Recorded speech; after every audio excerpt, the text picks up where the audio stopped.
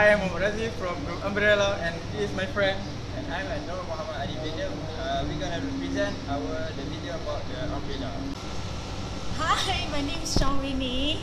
Hi, my name is Nur Ali Amira.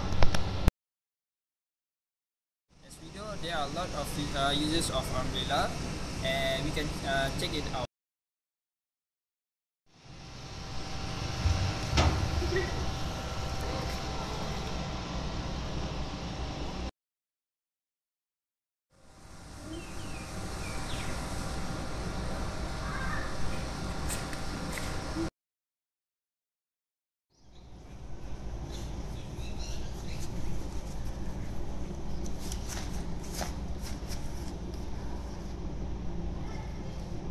Now we're gonna show you a video about how umbrella is made.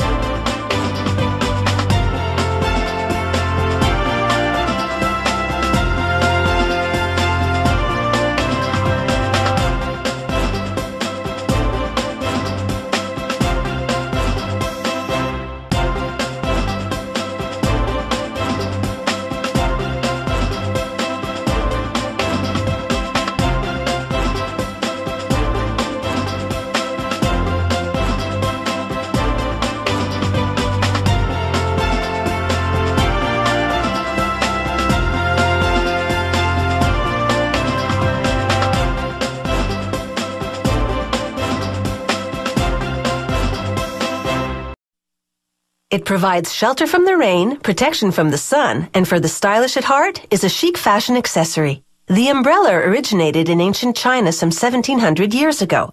Since then, it's evolved from the original parasol to the modern-day collapsible canopy that pops up all over in wet weather. Unlike mass-produced models, this quality umbrella is meticulously handcrafted. The shaft is made of birch wood, which the artisan stains to match the umbrella's handle. He trims down the diameter of the shaft so it will fit perfectly into the handle. After buffing the handle to a shine, he glues it onto the shaft.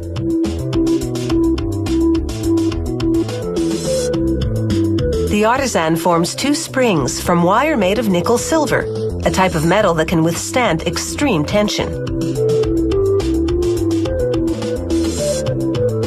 He bends one end of the wire into a triangular shape. and hammers it flat to ensure a perfect fit in the shaft. He cuts 2 slots in the shaft, one at the top and one at the bottom. Then he pierces a hole in each slot where the spring will hook into it. With a bit of stain, he hides the exposed wood. For the umbrella to open and close easily, the springs must fit snugly. So he makes a right-angle bend at each end of the spring. That shape sets the correct tension. With a tap of the hammer, the spring now rests firmly inside the slot. After trimming the spring, he purposely overbends, then corrects it to ensure the perfect shape. A small pin prevents the spring from opening fully, holding it inside the shaft. This brass runner is what you slide up the shaft to open the umbrella. A stop pin limits the runner's travel, preventing the canopy from blowing inside out. He fits a length of tying wire around a slot in the runner, then threads the canopy's 8 ribs onto the tying wire. The ribs are made of a type of steel that's strong yet flexible, so they curve into a domed shape when you open the umbrella, then straighten out again when you close it.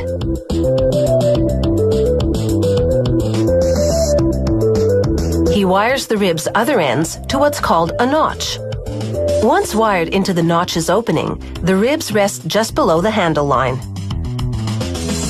At the spot where the notch will sit on the shaft, he drills a hole for the pinning wire that holds it in place.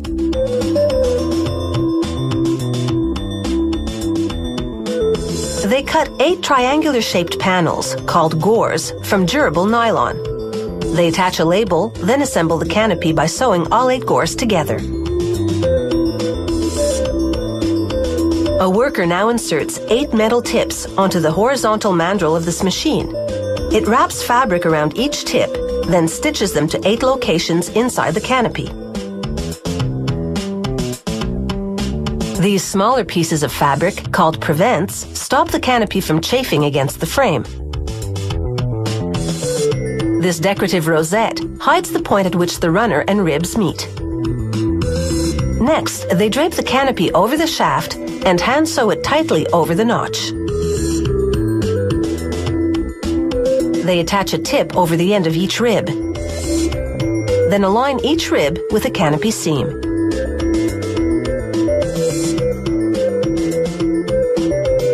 After checking the fabric for imperfections, a worker secures the ribs in position by sewing them to their respective seams.